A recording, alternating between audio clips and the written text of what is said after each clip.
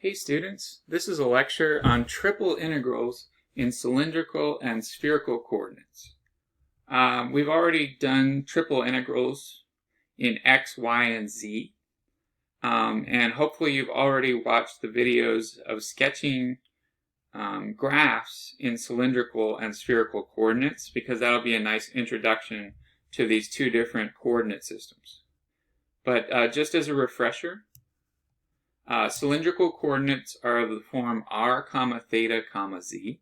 So those are our three variables for cylindrical, where r is the radius of a circle on the xy plane, and theta is the angle between the positive x-axis and the terminal side of that radius.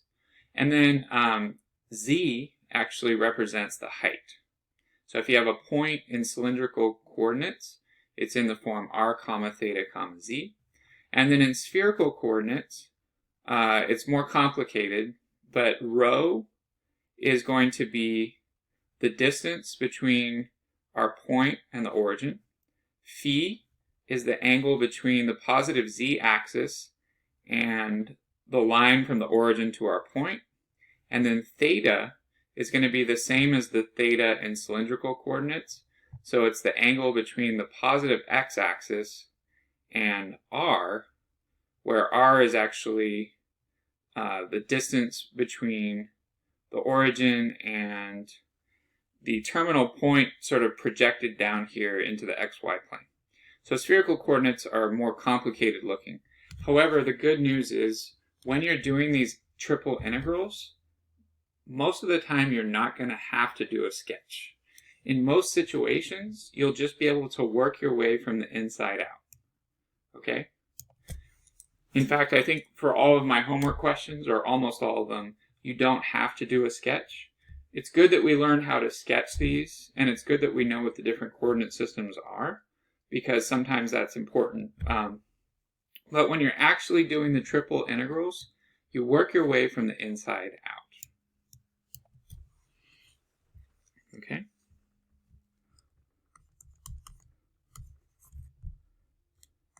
So evaluate triple integrals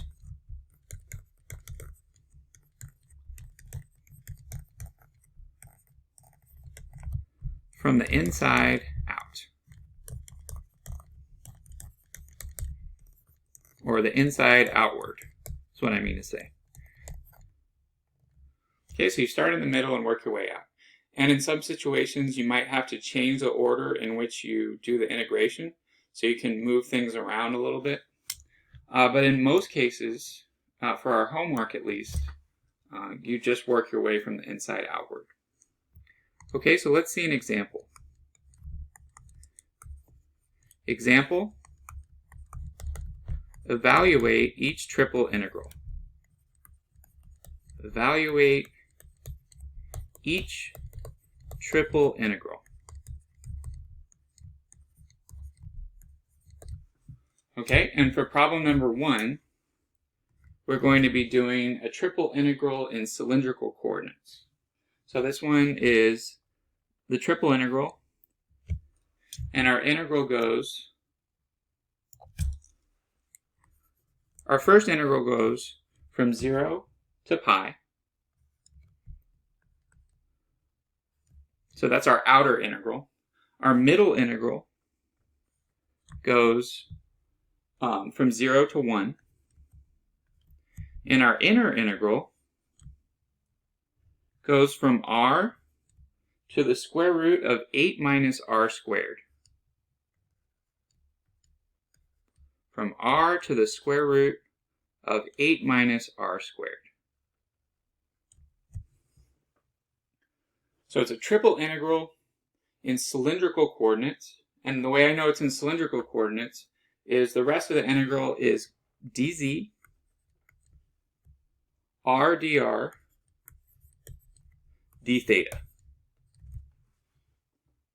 Okay, I know it's in cylindrical coordinates because the variables are z, r, and theta. Okay, so that is cylindrical.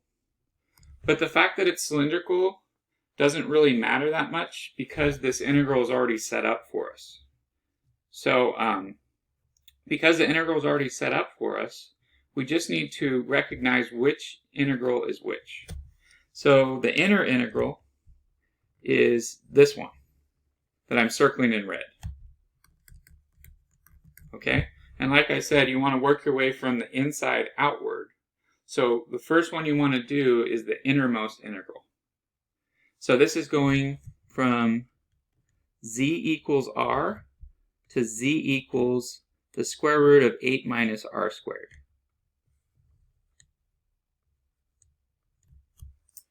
Okay, so let's focus on this one first.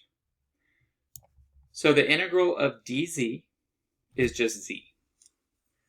Okay, so that's going to give us z evaluated from z equals r to z equals the square root of 8 minus r squared. And of course we still have the two outer integrals, but we're not really worrying about them right now. We're just focusing on the innermost integral. So doing the fundamental theorem of calculus, part 2, we plug in the top expression and then we subtract it, evaluate it at the bottom expression. So what we're going to be doing is we're going to have the square root of 8 minus r squared. That's the top expression. Square root of 8 minus r squared minus r. That's the bottom expression. Okay? And then don't forget, we still have the outer two integrals. So we still have the integral from 0 to pi and the integral from 0 to 1. And then on the right side, we still have r, dr, d theta. Okay? So now that we've done the inside integral, there's not really anything we can do to simplify this, but we do notice that we have another r here. So we're going to go ahead and we're going to distribute this r to each of these terms. Okay? So if I distribute this r to each of those terms, for the first term we're going to have r times the square root of 8 minus r squared.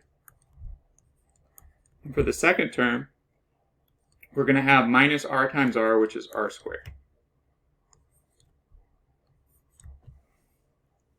Okay? And this is now going to be our inner integral. Well, it's actually the middle integral. But we're doing the integral from 0 to 1 dr. So I'll do this one in blue. I'll circle it in blue. Okay, and we still have the outer integral, but we're not focusing on that one right now. We're working from the inside outward. Okay, so what we have to do now is we have to integrate r times the square root of 8 minus r squared minus r squared dr. But remember, you can integrate each of these terms separately. So for this first term, the best way to do it is, because it's a complicated composite function, we're going to want to use a u substitution here. Okay? So for this one, for this first term, we're going to let u equal the inside of our composite function. Okay, so the inside of our composite function is going to be 8 minus r squared. Okay, so we have u equals 8 minus r squared. And then if we take the derivative, we get du dr equals, well, the derivative of 8 is 0, and then the derivative of negative r squared. If we bring the 2 out front and decrease the exponent by 1, we get negative 2r. Okay, so du dr equals negative 2r. And then if we isolate dr, multiply both sides by dr and divide both sides by negative 2r, we get du over negative 2r equals dr. Okay, du over negative 2r equals dr. So we can go ahead and plug that in for dr. du over negative 2r. All right, and we might want to split it up into two separate integrals.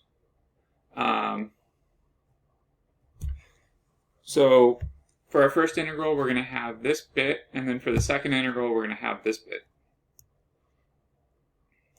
So we're going to have the integral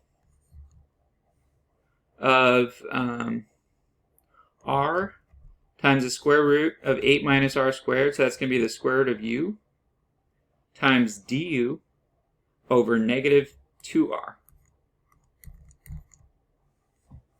That's going to be our first inner integral. So there I went ahead and I wrote du over negative 2r in front of this one. And then for the second one, we will just not do a u substitution. For the second one, we'll just do the power rule. So we have minus the integral of r squared dr. Okay, so basically what I did there is I distributed the dr. Whoops. Sorry, that was a picture of my wife on my desktop. My bad.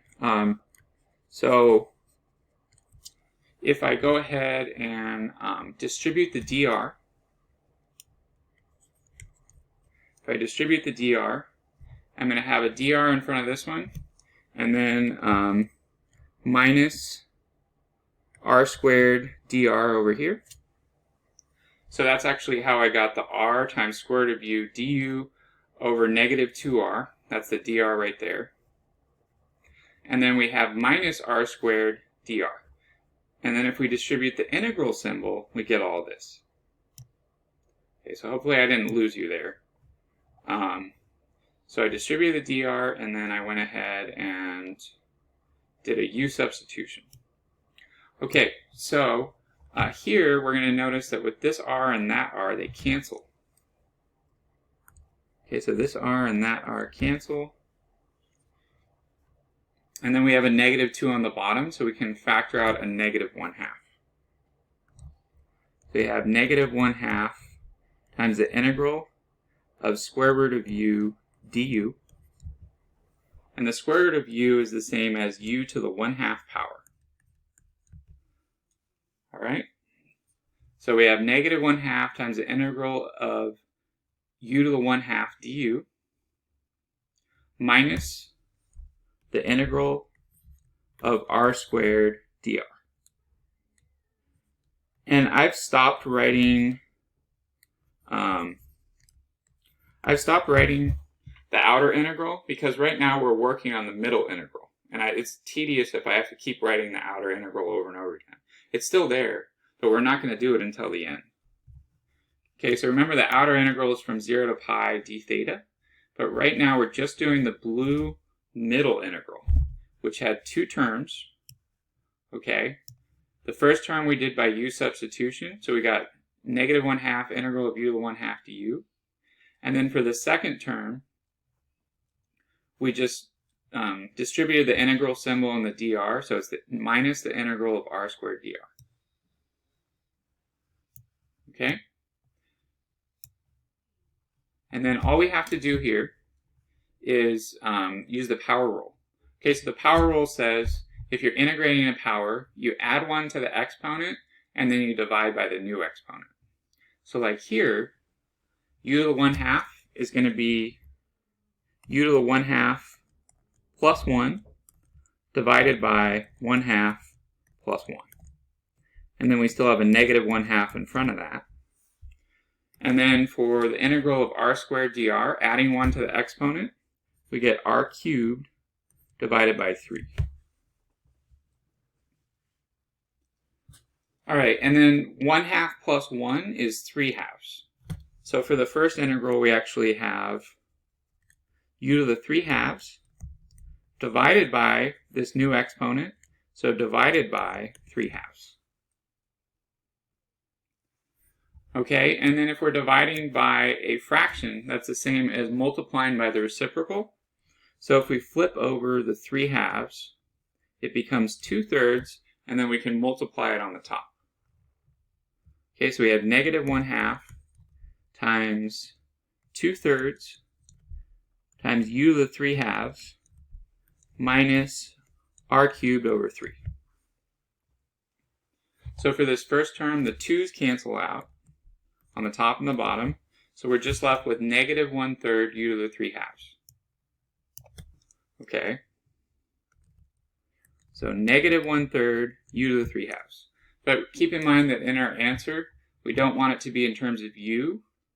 We need it to be in terms of r and theta. Okay? So u, well, we're going to go ahead and replace that with the original expression in terms of r. So u to the 3/2 is actually going to be 8 minus r squared to the 3/2. Okay? 8 minus r squared to the 3/2, because u is 8 minus r squared. So we have negative 1/3 times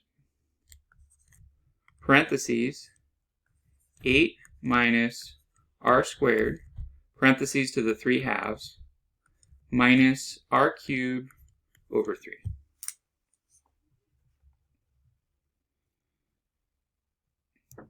Okay, and then we're going to be evaluating this from r equals 0 to r equals 1. Right, because this middle integral goes from r equals 0 to r equals 1. Okay, so plugging in, our middle integral goes from r equals 0 to r equals 1. So we plug in the top number, and then we subtract the entire expression where we plug in the bottom number. Okay, so plugging in, we can just factor out the negative 1/3. That would probably make this easier. So if we have a negative 1/3 out front, then we're just going to have parentheses 8 minus r squared, parentheses to the 3/2, plus r cubed. And that's going from r equals 0 to r equals 1. So like I was saying, we plug in the top number first. So that's going to give us parentheses 8 minus 1 squared, parentheses to the 3/2, plus 1 cubed, minus, plugging in 0, we have 8 minus 0 squared, parentheses to the 3/2, plus 0 cubed. Okay? And then we can simplify this a bit.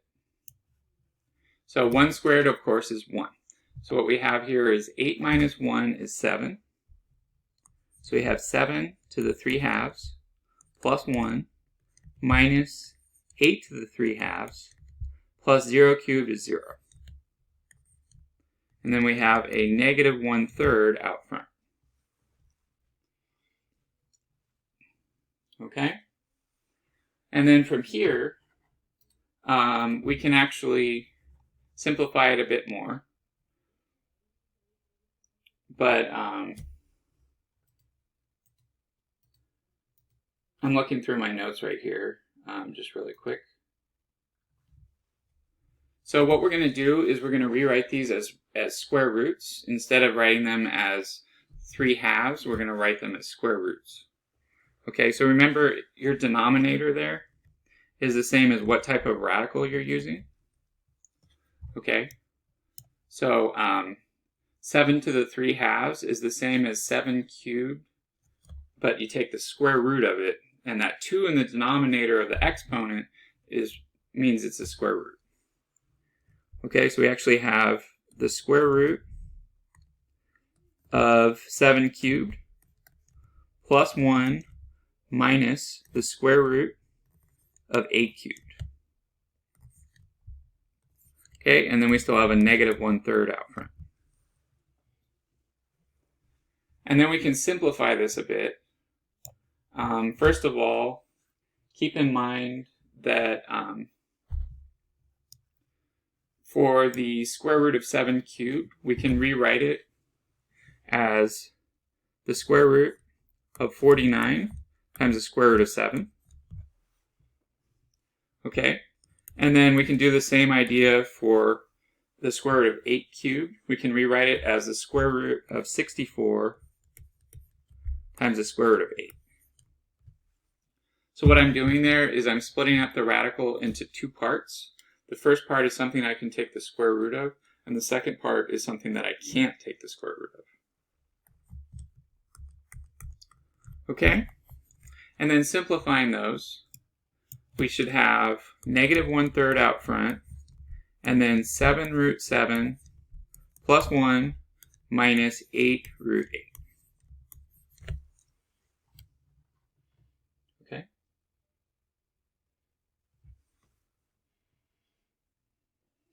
And of course, with the 8 root 8, we can even simplify that further, because 8 is 2 times 4. So we can do the same thing we did before. So we can do root 4 times root 2. Okay, so for this root 8, it's root 4 times root 2, which is the same as 8 times 2 root 2, which is actually 16 root 2. Okay, so you have a 16 root 2 there. So you have negative 1/3 times parentheses 7 root 7 plus 1 minus 16 root 2. Okay, and we're just going to leave the negative 1/3 out front because it's a constant. We can just factor it out of the whole integral. Okay, and then we've just finished the middle integral. That was a lot of work.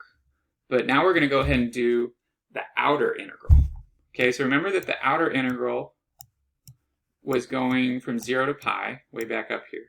So integral from 0 to pi d theta. So now we're going to go ahead and do that one.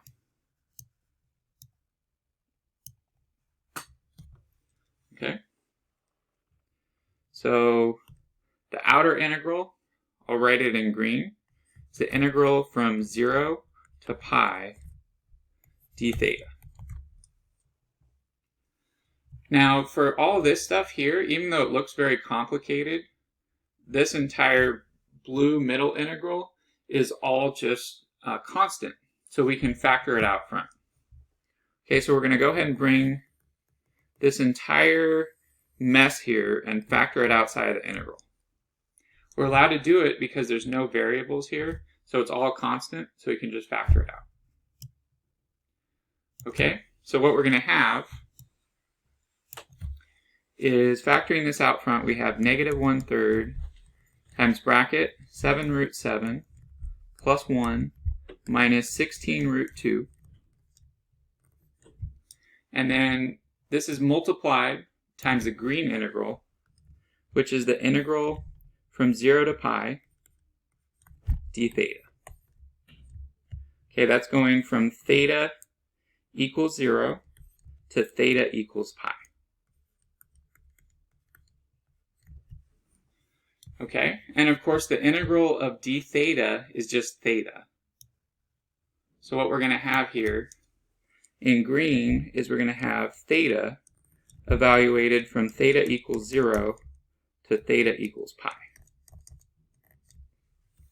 Okay, and then in blue we still have everything we calculated before. So we still have negative 1/3 times 7 root 7 plus 1 minus 16 root 2.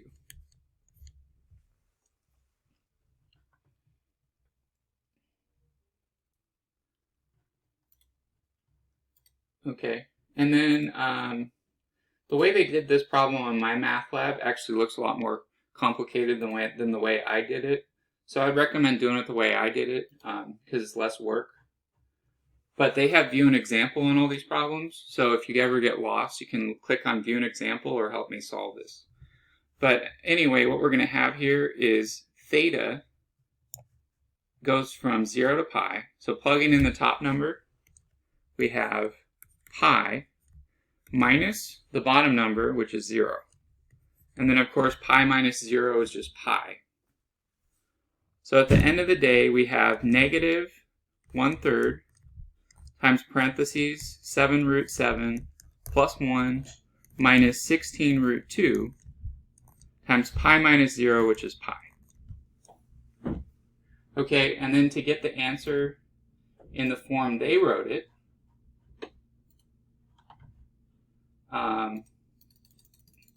let me go all the way to the end of their example here.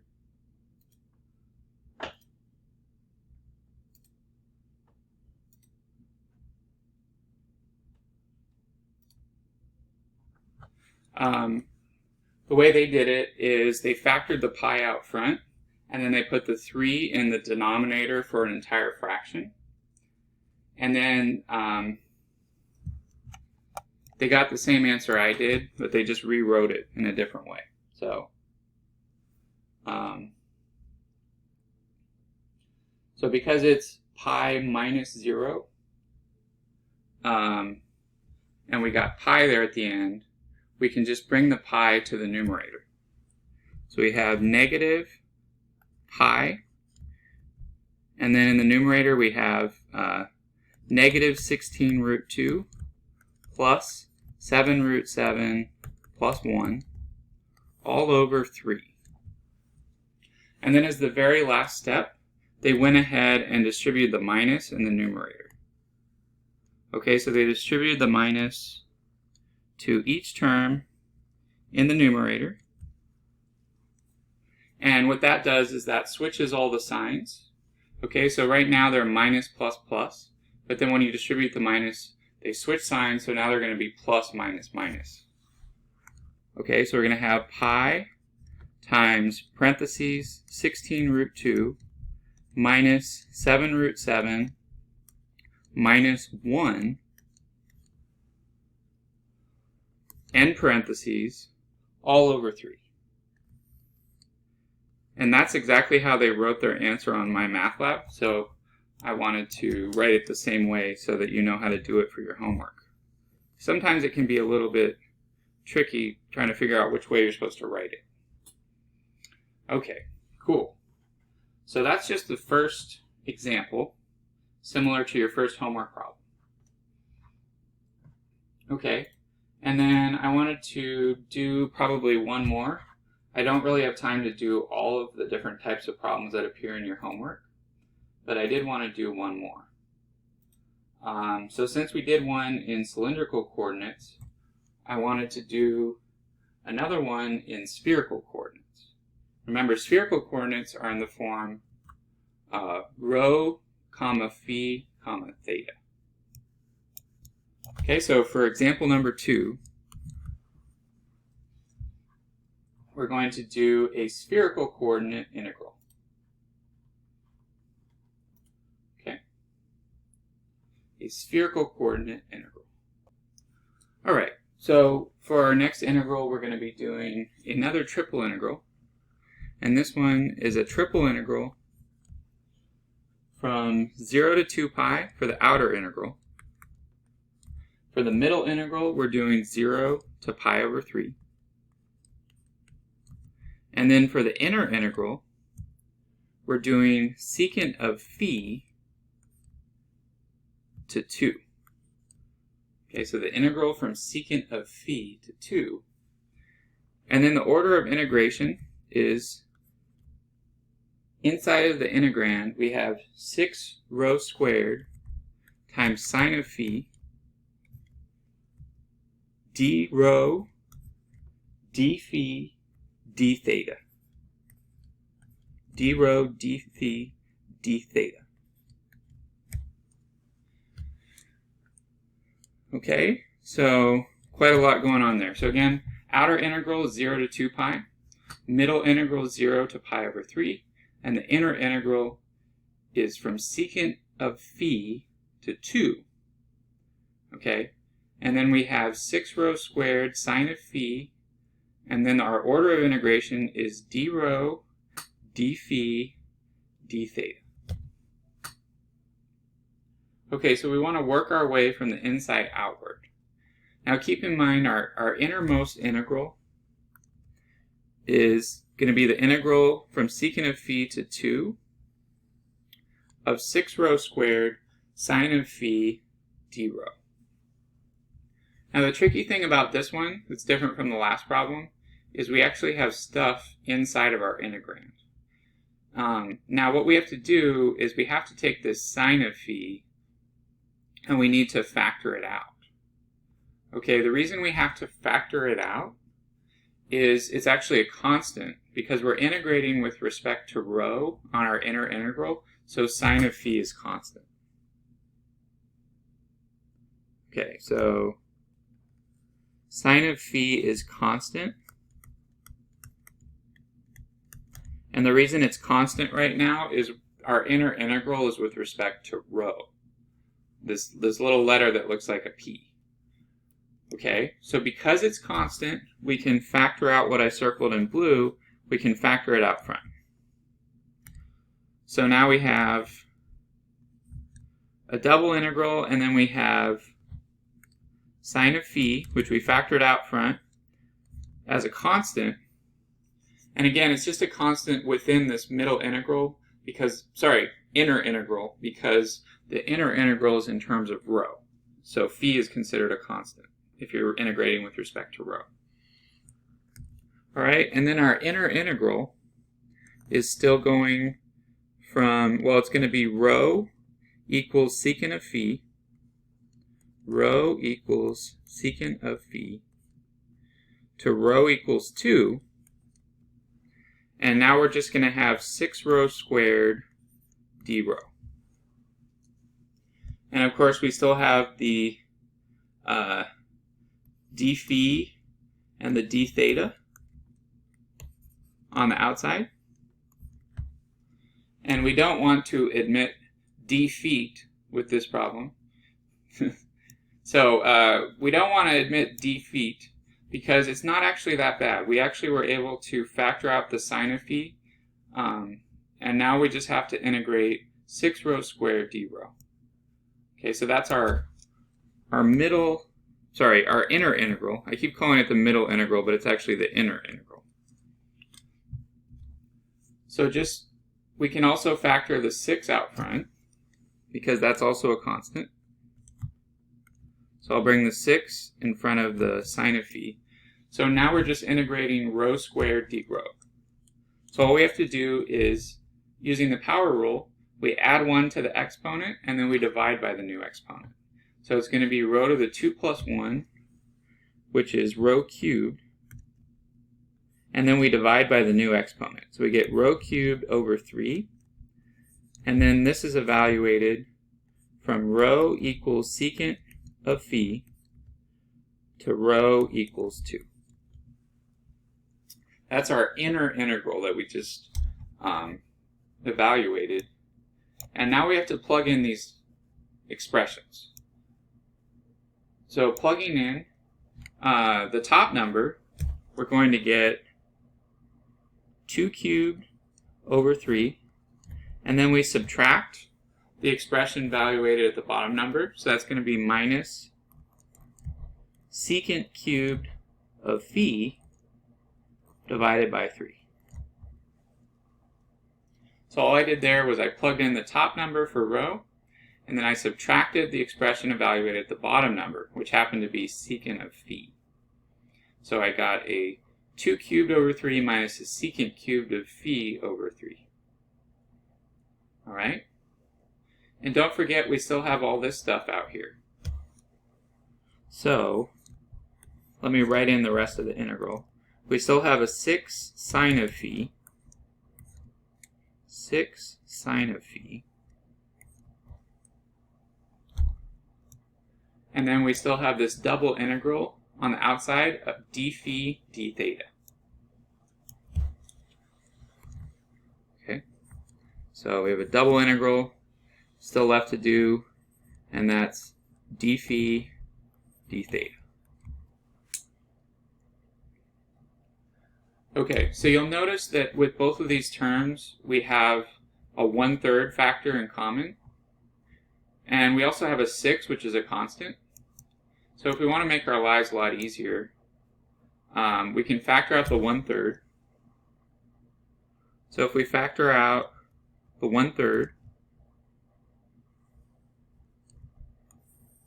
from both of those, we're going to get 6 over 3 times sine of phi times 2 cubed is 8, because 2 times 2 is 4 times 2 is 8. minus secant cubed of phi. Okay, and then 6 divided by 3 is, of course, 2. So we have a constant of 2 out front. And we can go ahead and distribute this sine of phi to each of these terms. Okay? So if I distribute sine of phi to each of those terms, then I'm going to have 6 over 3 is 2 times brackets 8 sine of phi minus sine of phi times secant cubed of phi.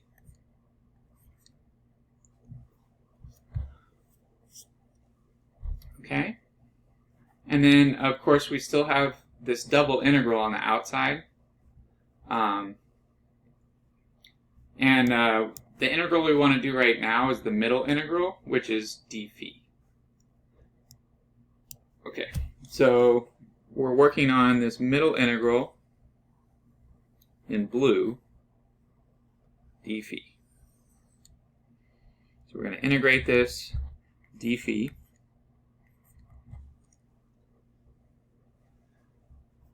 All right, so we can go ahead and bring the 2 out front, outside the integral.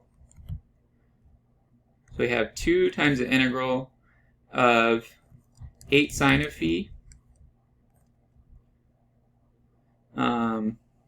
d phi minus the integral of sine of phi times secant cubed of phi d phi.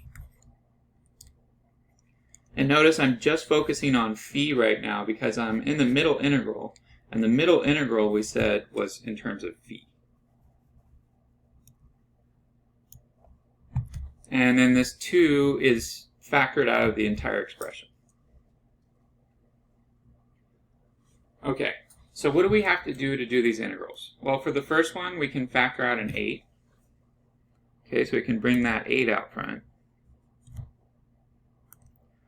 And then we're just going to be doing 8 times the integral of sine of phi d phi. And then for the second integral, we're going to have to use a trick. So the trick here, you might not be able to think of, which is why I chose this question as one of my examples. It is a little bit tricky. The trick that you're going to have to use here is you want to rewrite secant cubed of phi in terms of sine and cosine. And then you're going to have to use an identity to get it in terms of either tangent, secant, or cosecant.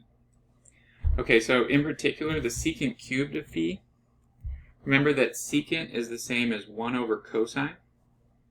So I can rewrite this as sine of phi times 1 over cosine cubed of phi d phi.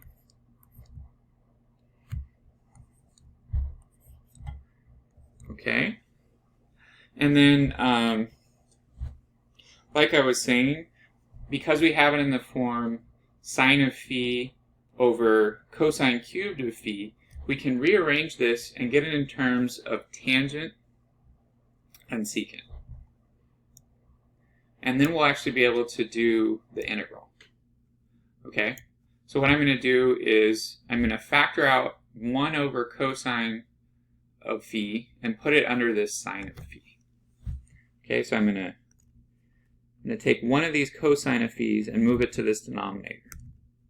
So you have the integral of sine of phi over cosine of phi times 1 over cosine squared of phi d phi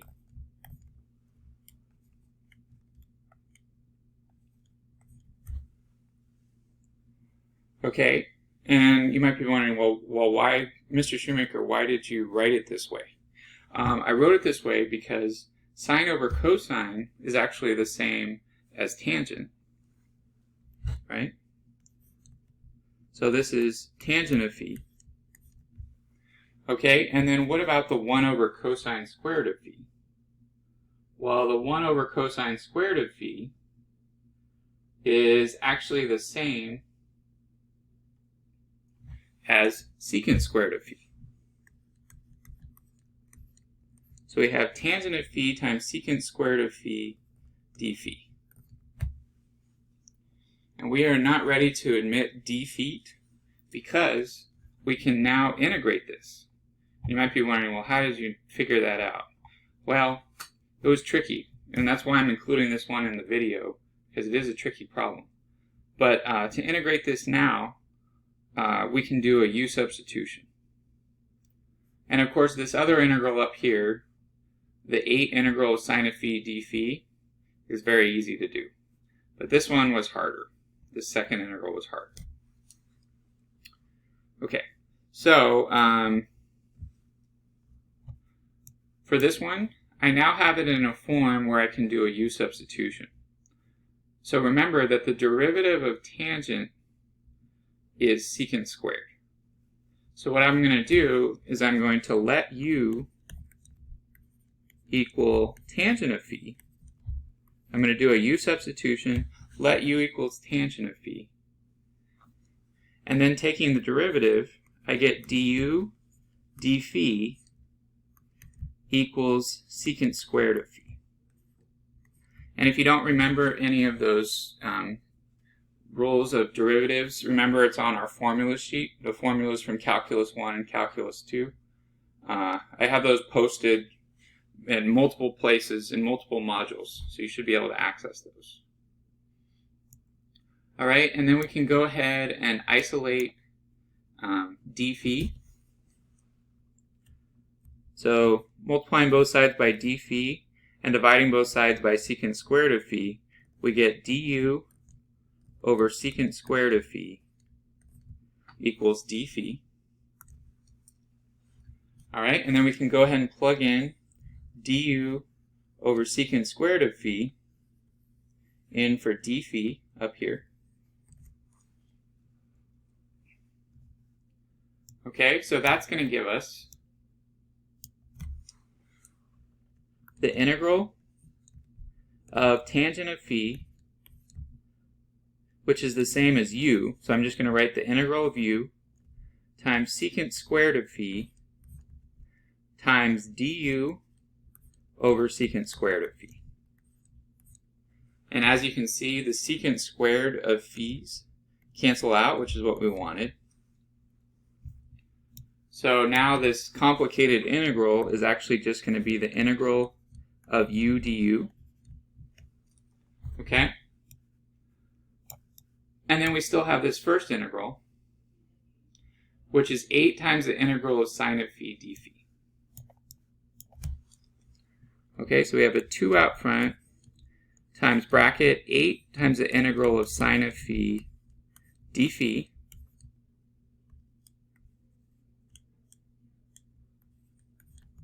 Okay, and then we have a minus the second integral. So it's going to be minus the integral of u du. All right, and now it's in a form where we can pretty easily integrate it. So the integral of sine of phi, well, remember that the derivative of cosine is negative sine. So the integral of sine has to be negative cosine. So we're going to have 2 times bracket 8 times negative cosine of phi minus, well, the integral of u du, we just use the power rule. So we add 1 to the exponent and we divide by the new exponent. So we get u squared over 2. So minus u squared over 2.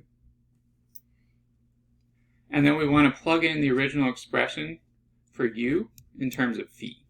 So remember that u was actually tangent of phi. Okay, so plugging back in,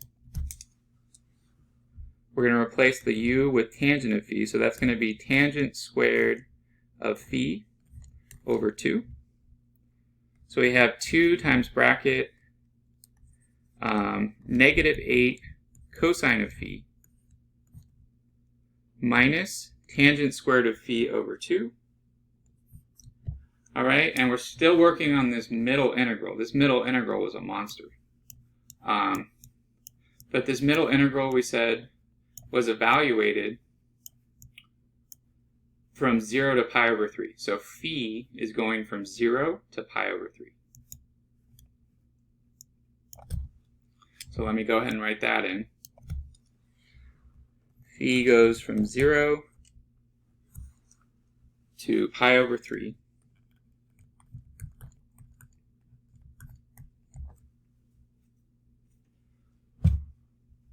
Okay, so plugging in,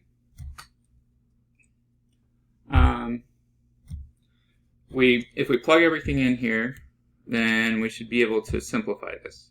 So we have a 2 times bracket negative 8 cosine of pi over 3 minus tangent squared of pi over 3 over 2 minus parentheses negative 8 cosine of pi over 3.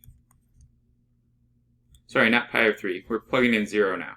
So we just plugged in pi over 3 into the entire expression, and now we're plugging in 0 and we're subtracting.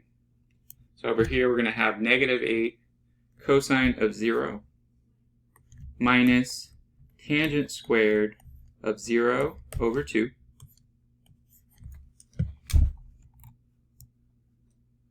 Okay. And then if we distribute that minus there, everything cancels out. All right, and then we just have to remember our trig. So cosine of pi over 3, remember it's the x-coordinate on the unit circle. And at pi over 3, the x-coordinate is actually going to be 1/2. Okay? So we're going to have 2 times bracket negative 8 times 1/2 minus tangent squared of pi over 3 is going to be the same as tangent of pi over 3 quantity squared. And tangent of pi over 3 is, here, let me draw a unit circle in case you don't remember it.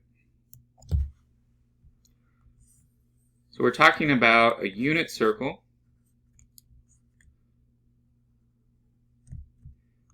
And we're at pi over 3. So just in case you need a brush up on your unit circle, I'm going to draw it real quick. At pi over 3, we're at this angle here. And the coordinates at pi over 3, well, the x-coordinate is smaller, so it's going to be 1/2. And the y-coordinate is larger, so it's going to be √3 over 2. Okay, so cosine of pi over 3. Cosine of pi over 3 is going to be the x-coordinate, and sine of pi over 3 is the y-coordinate. So cosine of pi over 3 is 1/2. So that's how I got 1/2. And then tangent of pi over 3 is going to be sine of pi over 3 over cosine of pi over 3. Okay, which is the same as √3 over 2 over 1/2, right? Sine over cosine, tangent is sine over cosine. And then the 2's cancel out and we just get √3. Okay, so tangent of pi over 3 is actually just √3. So plugging in, we have tangent squared of pi over 3, which is going to be √3 squared. √3 squared over 2. Okay, and then over here, cosine of 0 is the same as the x-coordinate on the x-axis, which is 1. So we have plus 8 times 1 plus tangent of 0 is actually 0 because it's sine over cosine, and sine is 0 at 0. So this is just going to be 0. Okay, and then we can simplify this. So we have negative 8 times 1/2 is -4. And then we have a 2 out front. So we have 2 times -4 minus, well, the square root and the square cancel here. So we just have -3/2 plus 8. Okay, plus 0 is just nothing. So what we have here is 8 minus 4 is 4. And then we have a 2 out front. Okay, so we have 2 times 8 minus 4 is 4 minus 3/2. All right, and we can rewrite 4 as a fraction. If I multiply the top and the bottom by 2, I get 8/2 minus 3/2 is 5/2. Okay, so we have 2 times 5/2, and then the 2's cancel, and we just get 5. Wow, that was a lot of work just to get 5. Now, be careful, we're not done with the problem. We just did the middle integral. We still have to do the outer integral. So the outer integral was actually in terms of theta. Okay? And the outer integral went from 0 to 2 pi d theta. So we still have to do that outer one. 0 to 2 pi d theta. So I'm going to go ahead and plug that in. Integral from theta equals 0 to theta equals 2 pi of 5 d theta.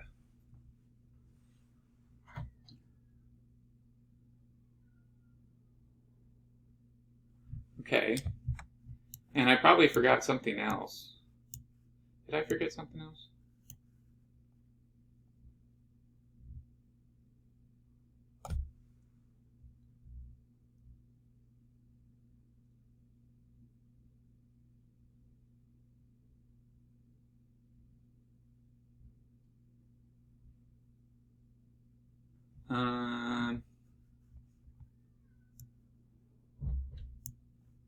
Eight minus 4 is... Hey, let me pause it for a second and look through my work. No, I didn't make any mistakes. So I just read through my work and I didn't make any mistakes, so we're good. I just had this feeling like I made a mistake, but I was incorrect. There were no problems here. So we're good. So we can go ahead and finish this problem. I just got a little unsure of myself because it's such a long problem. But anyway, we're just doing the integral from theta equals 0 to theta equals 2 pi of 5 d theta. So we can bring the 5 out front because it's a constant. And then we have 5 times the integral of d theta. Well, the integral of d theta is just theta. So we can go ahead and write it as 5 times bracket theta, and then theta goes from 0 to 2 pi. Okay, and then we plug in the top number and subtract the function evaluated at the bottom number. So that's going to give us 5 times bracket 2 pi minus 0. Okay, and then 2 pi minus 0 is just 2 pi. So we have 5 times 2 pi is 10 pi. And believe it or not, that's the answer that they got on my math lab as well. So we're good. Okay. And your other homework questions are involve some other tricks, but I'm hoping that with these 2 examples, you should be pretty good to do them. But yeah, just remember that you work your way from the inside outward, and then kind of use these 2 as a guide as you work your way through the other problems. Okay? Well, thanks for watching.